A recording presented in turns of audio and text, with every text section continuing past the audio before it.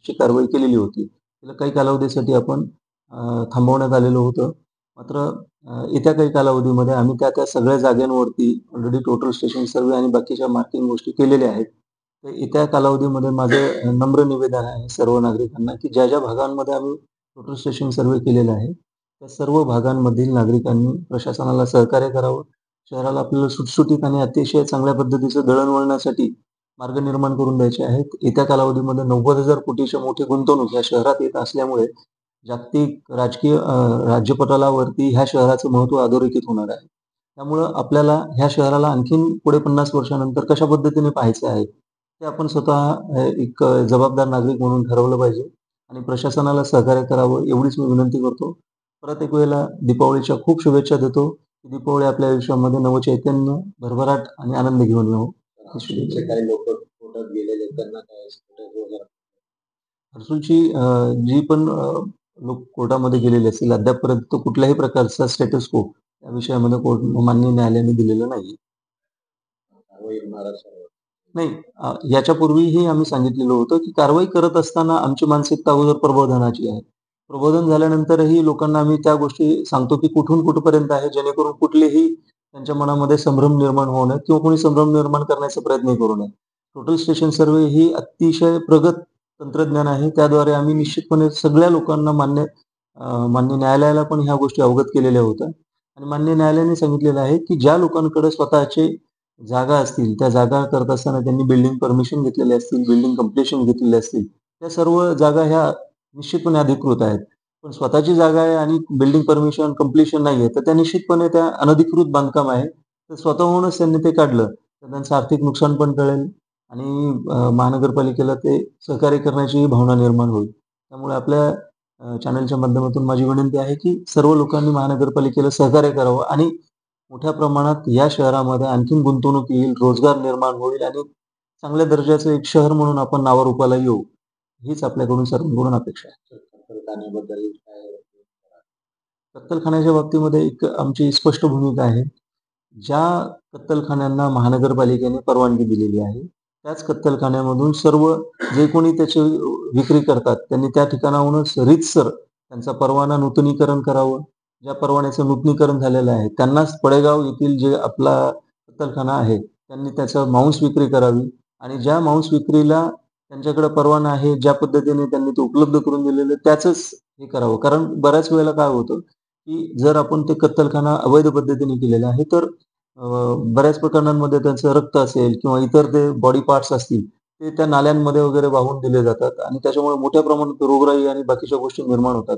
इतकं म्हणजे शहराला आपण आरोग्यासाठी एक सर्वोत्तम बनवण्याचा प्रयत्न करतो आणि अशा काही गोष्टींमुळे फार चुकीच्या पद्धतीने हे जातात आणि दुसरी गोष्ट रहिवासी भाग आहे.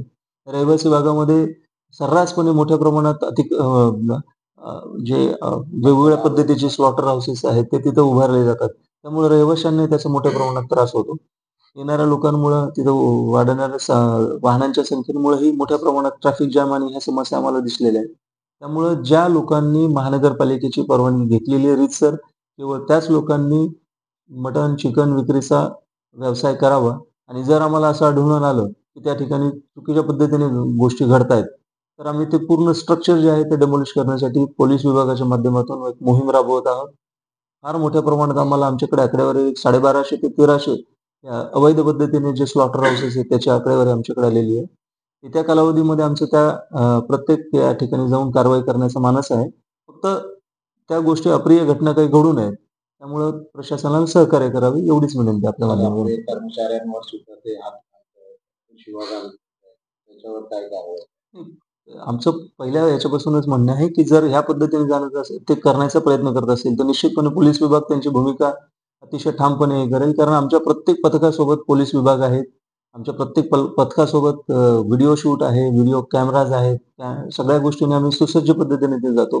ज्या लोकांचा अशा याच्यामध्ये हस्तक्षेप असेल आणि तो जर कर्मचाऱ्यांना अरेरावी किंवा दमदाटी करणं, शारीरिक इजा पोहोचवण्याचा त्यांचा उद्देश असेल, तर निश्चितपणे त्यांच्यावरती कडक स्वरूपाची कायदेशीर कारवाई करायलाही महानगरपालिका प्रशासन मागे-पुढे पाहणार नाही. शेवटचा प्रश्न जे आपण दिवाळीनंतर कारवाई करणार आहे, काय नागरिकांना आवाहन करणार आहे? दुकाने, टपऱ्या वगैरे यापूर्वी सांगितल्याप्रमाणे आम्ही प्रत्येक वेळेला एकच सांगत आलेलो आहे, की महानगरपालिका प्रशासनाला कुठलीही बाध्यता या विषयामध्ये येण्याच्या अगोदर जे काही शक्य होईल त्या पद्धतीने लोकांनी त्याला सहकार्य करावं. लोकांनी सहकार्य केल्यानंतर कारण मूळ मुद्दा हा आहे, की संभ्रम नाहीये लोकांच्या मनामध्ये. आता टोटल स्टेशन सर्व्हे, मार्किंग सगळ्या गोष्टी झाल्यामुळे आजच्या दिवशी आपल्याकडे लोकांच्या मनामध्ये जो असलेला संभ्रम आहे, तो आपण पूर्ण अंशाने काढून टाकलेला आहे. त्यांना पूर्ण संधी दिलेली आहे. माननीय उच्च न्यायालयाने दिलेल्या निर्देशापर्यंत 15 ऑगस्टपर्यंत आपण कुठल्याही रहिवासी भागाला डेमॉलिश केलेलं नाहीये. केवळ आपण व्यावसायिक आस्थापनांनाच फक्त केलेलं होतं. आता यापुढची जी कारवाई राहणार आहे, ती व्यावसायिक आणि रहिवासी अशा दोन्ही आस्थापनांवर राहणार आहे. त्यामुळे जर त्यांचं तिथं त्या ठिकाणी घर असेल किंवा बाकीच्या गोष्टी असेल रहिवासी उपयोगाच्या, तर त्यांचं नुकसान होईल त्यामध्ये. त्यामुळे ते नुकसान टाळून प्रशासनाला सहकार्य करावं आणि एक सुटसुटीत सुंदर एक एक एक जागतिक पटलावरचं एक साजेसं शहर म्हणून आपण एक नावारूपाला यावं एवढीच विनंती करतो. लोकांचं असं म्हणणं आहे की तुम्ही तोडा, आम्ही त्याचे काय विरोध नाही, पण आम्हाला पहिले मोबदला द्या, असंही लोकांचं. ज्या ठिकाणी पहिली भूमिका आमची महानगरपालिकेची अशी आहे, की ज्या जागांवरती अनधिकृतपणे बांधलेले घरं आहेत, ते आम्ही अगोदर तोडणार आहोत. त्यानंतर रीतसर जागेची मोजणी करून त्याची जागा आम्ही ताब्यात घेणार आहोत.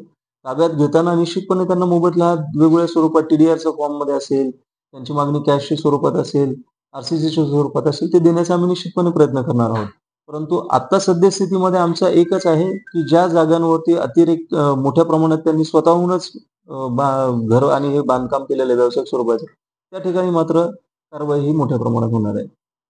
धन्यवाद.